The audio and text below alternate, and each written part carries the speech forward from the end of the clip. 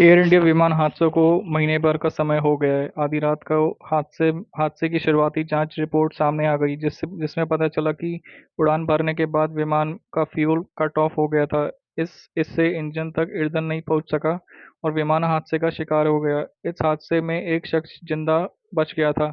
कई लोग मानते हैं कि पिछले महीने की 12 तारीख की अहमदाबाद में एयर इंडिया के दुर्घटनाग्रस्त विमान के में बचने एकमात्र यात्री विश्वास कुमार रमेश सबसे भाग्यशाली हैं, लेकिन वह स्वयं इस तरह भाग्य व सदमे से उबरने के लिए संघर्ष कर रहे हैं।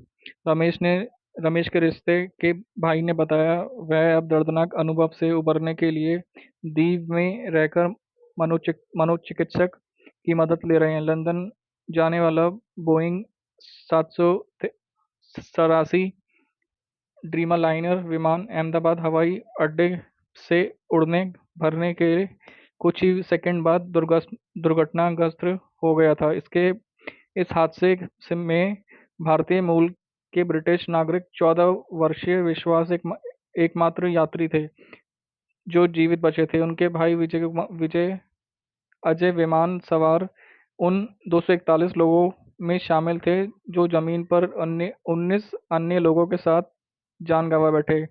रमेश के रिश्ते के भाई सनी ने बताया कि दुर्घटना स्थल के दृश्य चमक चमत्कारिक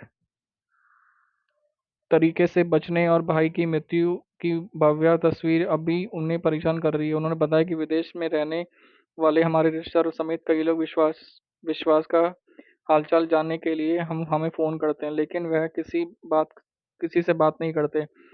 वह अभी दुर्घटना और अपने भाई की मौत का मानसिक आघात से उबर नहीं पाए हैं।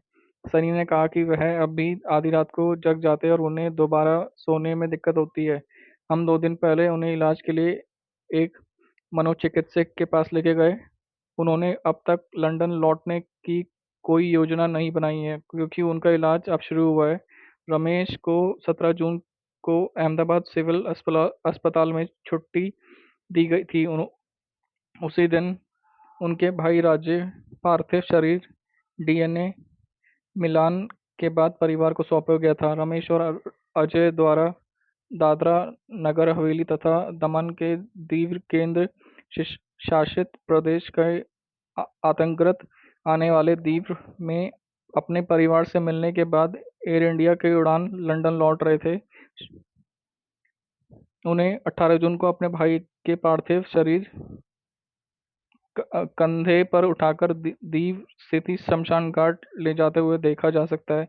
दुर्घटना के एक दिन बाद प्रधानमंत्री नरेंद्र मोदी ने अस्पताल में रमेश से मुलाकात की थी, उनका हालचाल पूछा था।